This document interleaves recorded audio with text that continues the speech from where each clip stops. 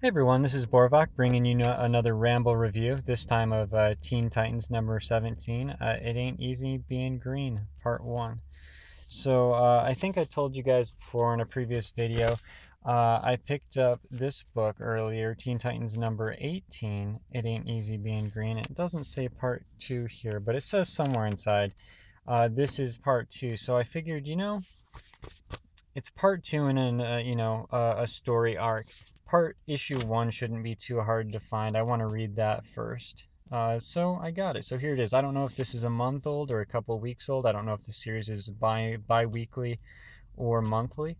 But either way, this one was still easy for me to find on the rack anyway.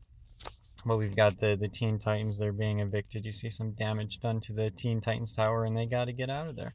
So we're going to find out what that's all about. We jump right in, and we got Gar Logan and Beast Boy. He's kind of sitting there looking at his old, ratty, torn up picture of his family, and he's thinking about stuff. The Teen Titans tower being hit. Apparently, it was hit by future Tim Drake, which I want to find out what that was. Having to fight future Tim Drake. That sounds like something else. I want to know what happened there.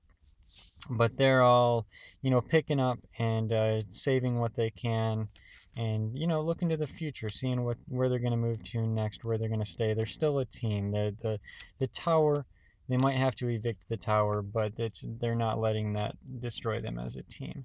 Look at this great art here. I love that. But it's hitting Gar harder than it's hitting the others, we find out.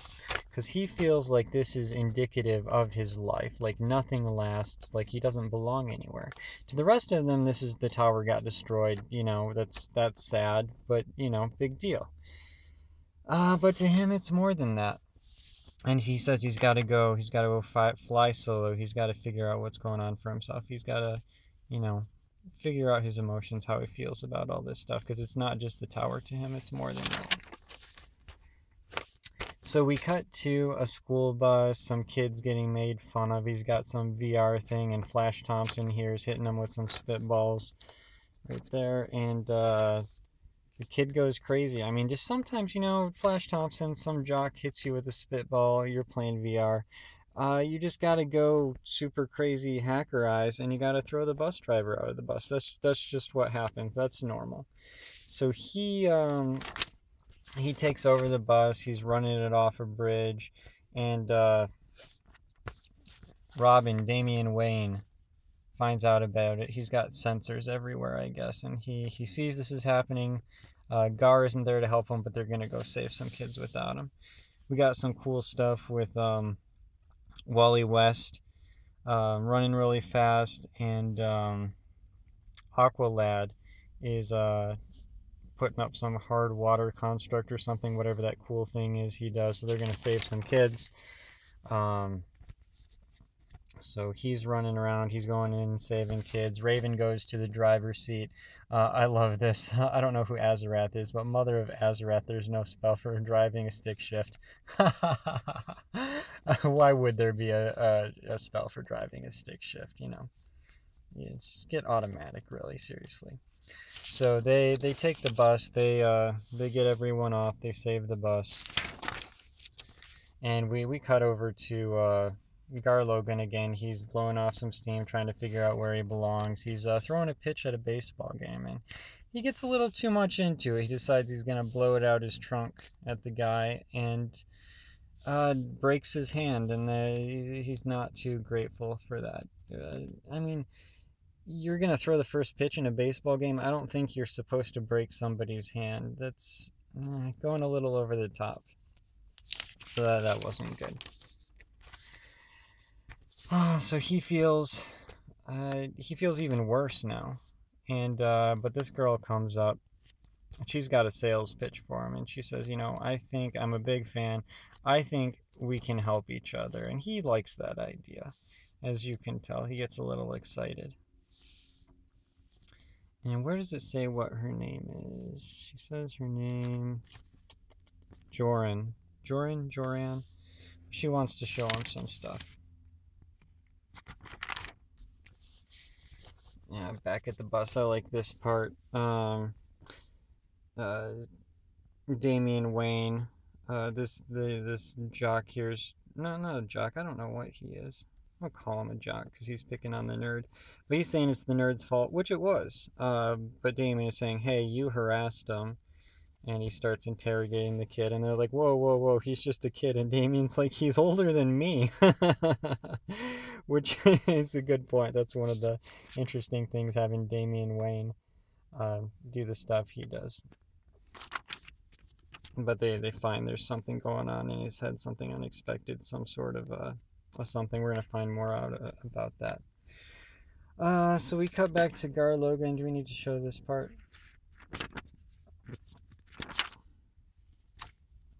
Basically, Joran is saying, hey, look, I've got this tech startup company.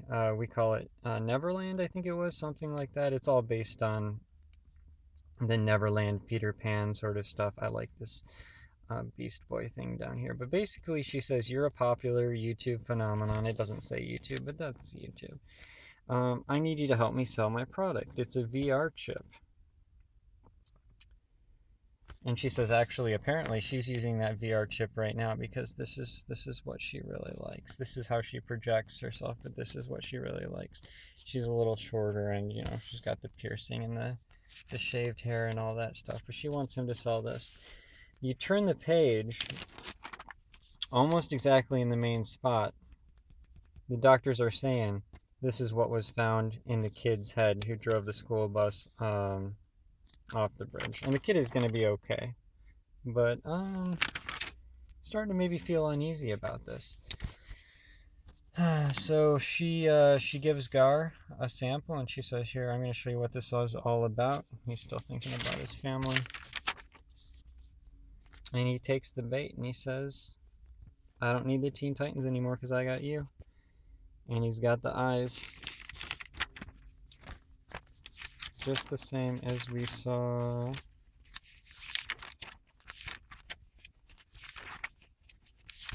way back here.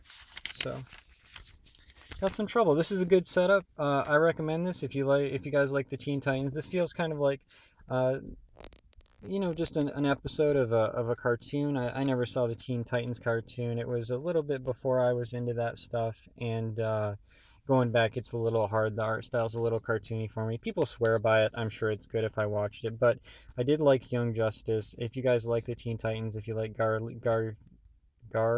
Logan, Beast Boy, all these characters, they're good. This is a good book. Recommend it. Pick it up. The names, the people who wrote this, I don't recognize their names. Maybe you do. I don't recognize the artist either, but he did a good job. We've got Benjamin Percy right here, and Scott Eaton penciler. So I don't recognize these names, but I'm not an expert in the industry. So if you guys do, let me know. But again, this is a recommend, and that's the end of my review. And with that being said, I'm going to get into the ramble section of this and share a few extra thoughts about this book that I have for you guys. They don't really pertain to the review itself, but I will say this is just great art. I love the art. I love the colors.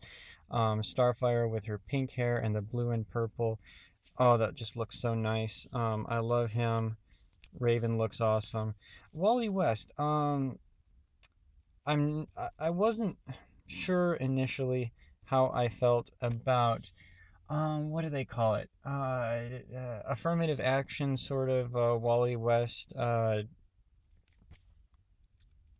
You know, basically replacing the classic Wally West as we all knew him, the light-skinned redhead, with this guy. It felt like affirmative action, but I like this character. I want to see what they're going to do with him, and it just looks nice. I'm not sure if I'm supposed to talk about stuff like this. I'm trying to get another picture of him, but I'm getting too far ahead. But I do like, just on a visual standpoint, the dark skin and the yellow and the red, that just looks really good together visually. So I will say I do like the style of just all those colors. They look good together. I like that. What else do I want to say? She looks really good.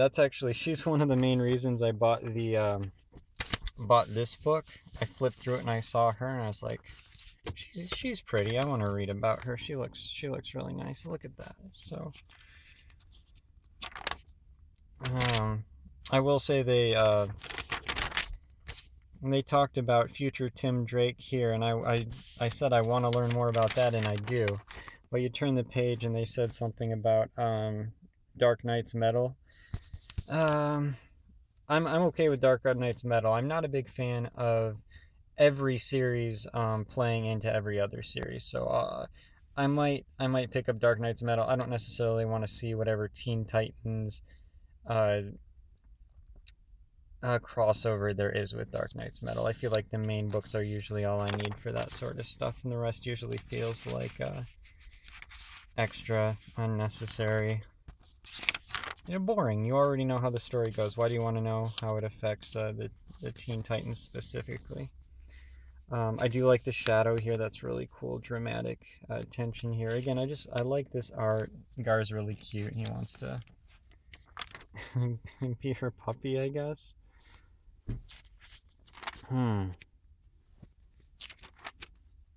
I will say, this is something I forgot I wanted to say this. Let me see if I can crack my door open because it's hot in here. She feels comfortable. This is what she projects as Joran. This is what she wants people to think she looks like. And she really looks like this. But what I want to say is, she could look like this. I mean, maybe not as tall. She's a little shorter here, you see. Over here, she's taller than Beast Boy by a decent bit. Over here, she's definitely shorter than him. But she chooses to look like this. Why does she choose to look like this when she's more comfortable looking like this? She's not a bad-looking girl. She could grow out her hair. She could dye it green even if she wanted to.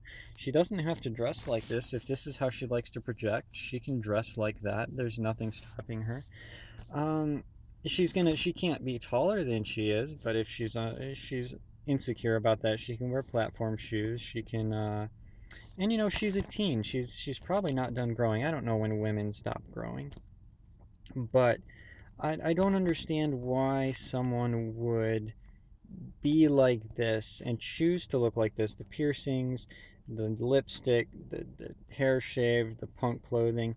If this isn't how you want to project, if this is what you want to project, then dress like that, look like that. You can do that. You don't need holograms or whatever she's using, VR. You don't need holograms in VR to look like, a pretty girl who isn't a punk. Not that punks can't be pretty, but if she's insecure about the glasses, you can get contacts. So there's no reason she should look like this unless she wants to. So I'm not sure if I understand that, but I guess that's her choice. I also don't understand when she shrinks down and she turns into who she actually is. I understand that she does VR stuff, but VR changes what you see, not what other people see. So she could project to look like this to other people who have VR, but she hasn't injected Gar yet. So I don't know how she's presenting herself as this person to people who haven't been injected with VR stuff, unless she's just got some crazy, holographic stuff going on that they haven't explained. But that's really all I think about the book. I do want to say next time is Beast Boy Sellout, and I gotta say I hate sellouts. And on that topic, I want to tell you guys that today's video was sponsored by Loot Crate. Just kidding. I do want to say, we'll come over here. There's a quick teaser here for the Curse of Brimstone, which I don't know what it is. Some guy's stranded. We'll cover this really quick. Some guy's stranded.